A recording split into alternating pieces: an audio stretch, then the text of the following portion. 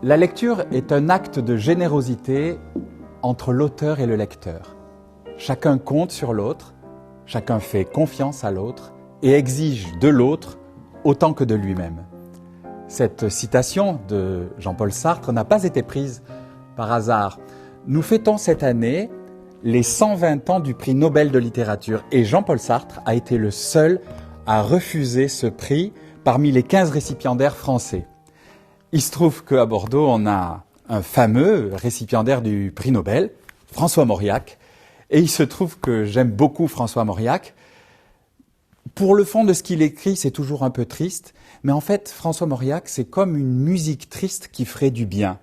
C'est tellement bellement écrit que je n'ai pas résisté à vous lire Une enfance provinciale, en tout cas quelques extraits de François Mauriac, dans ce théâtre Molière, qui est un théâtre dont j'ai fait l'acquisition juste avant la crise et qui a été malheureusement plus longtemps fermé couvert depuis que j'en ai fait l'acquisition. Et du coup, je me suis fait le plaisir de pouvoir lire ces quelques extraits dans mon petit théâtre Molière.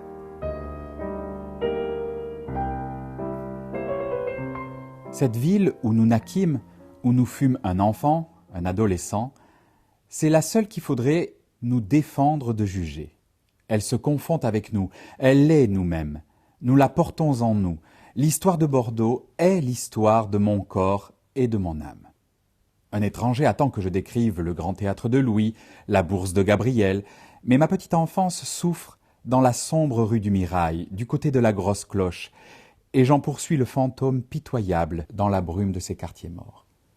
J'y erre aujourd'hui parmi les décombres connus de moi seul. Les maisons, les rues de Bordeaux, ce sont les événements de ma vie. Quand le train retentit sur le pont de la Garonne, et qu'au crépuscule j'aperçois tout entier l'immense corps qui s'étire et qui épouse la courbe du fleuve, j'y cherche la place marquée par un clocher, par une église, d'un bonheur, d'une peine, d'un péché, d'un songe. Bordeaux, c'est mon enfance et mon adolescence détachées de moi, pétrifiées. Voici l'endroit de ma candeur première. Voici le lieu où je fus pur. Le vaisseau de la cathédrale se lève au-dessus des toits dont l'un abrita ma vie commençante.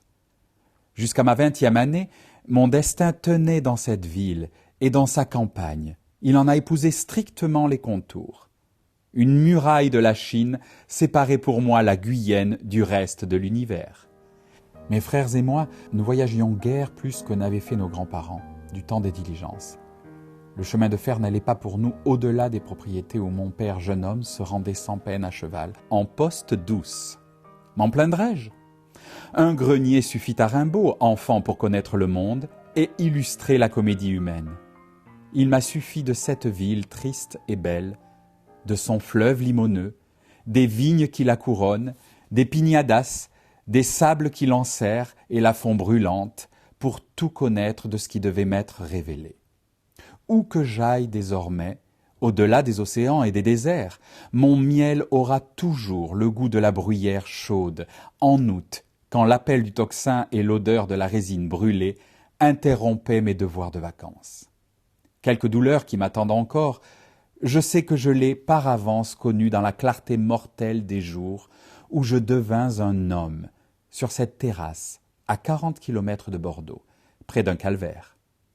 Plusieurs qui admirent ou haïssent notre étoile levée flattent en nous un beau destin commençant, mais nous savons au plus secret de notre âme que tout est déjà fini.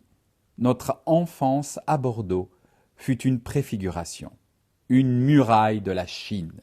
Mais de ce petit pays qu'elle délimitait, je me souviens comme d'un monde aux nombreux climats différents, chacun ayant son ciel, ses fleurs, ses bêtes, son atmosphère. L'Aquitaine était bien plus vaste à mes yeux que ne l'est la terre entière pour le héros qui le matin déjeune à Paris et qui le soir descend de son avion sur un champ de Moscou. Sa machine rétrécit misérablement la planète, tandis que mon cœur créait, dans son étroit domaine, toute une voie lactée d'univers. De la ville seule, je ne saurais dénombrer tous les visages.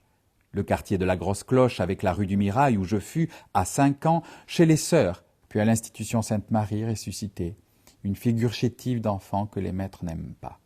L'enfant a autant besoin que l'homme d'être beau pour être aimé.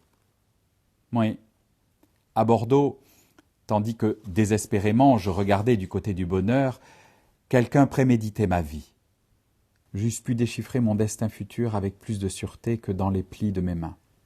Les vertus et les vices de l'adolescent ressemblent à ces créatures où, au commencement du monde, lorsque Dieu ne leur avait pas donné encore de nom, tous les éléments étaient là, qui, confondus, ne pouvaient produire un autre être que celui-là que tu es aujourd'hui. Penchants heureux ou détestables, ignorés ou méconnus, ou vaincus, et qui toujours renaissent, s'obstinent, profitent d'une seconde d'inattention, d'oubli ou de complaisance, pour soudain foisonner et tout envahir. Tu les recelais, mais sans les connaître. Suis aujourd'hui cette rue de Bordeaux, jusqu'à cette maison dont tu observes la croisée, et où se penche une jeune fille inconnue, comme tu te hâtais vers ces pierres autrefois. Ce qui dans ce temps-là t'y attirait remonte du plus profond de tes jours, et ce qu'alors tu pouvais discerner, soudain s'éclaire. Tu ne découvres qu'après 20 ans écoulés le nom du mauvais maître dont tu subissais le joug, et celui de l'ange qui déjà te suivait dans ton pèlerinage.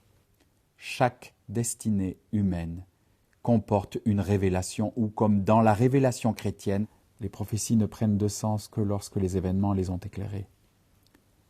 Bordeaux te rappelle cette saison de ta vie où tu étais entouré de signes que tu ne sus pas interpréter. Alors la ville maternelle touchait doucement toutes les places douloureuses de ton cœur et de ta chair pour que tu fusses averti et que tu te prémunisses contre les destins. Elle t'a exercé à la solitude, à la prière, à plusieurs sortes de renoncements. En prévision des jours futurs, elle t'emplissait de visages grotesques ou charmants, de paysages, d'impressions, d'émotions, enfin, de tout ce qu'il faut pour écrire. Tu ne la payais que d'offenses, mais elle te pardonne. Peut-être même te réserve-t-elle, comme à certains de ses fils, d'une gloire médiocre. Maxime Lalanne ou Léon Valade, un buste à quelques tournants d'allées du jardin public. Un de tes jeunes amis parisiens, devenu grisonnant et illustre, viendra entre deux trains pour l'inauguration et lira un discours sous un parapluie que l'on verra bouger 3 secondes sur l'écran du pâté journal. Puis, la petite troupe dispersée, il ne restera plus que les moineaux qui couvriront ton effigie de larmes blanches, et les enfants, pour qui tu ne seras rien que le but, dans leur partie de cache-cache.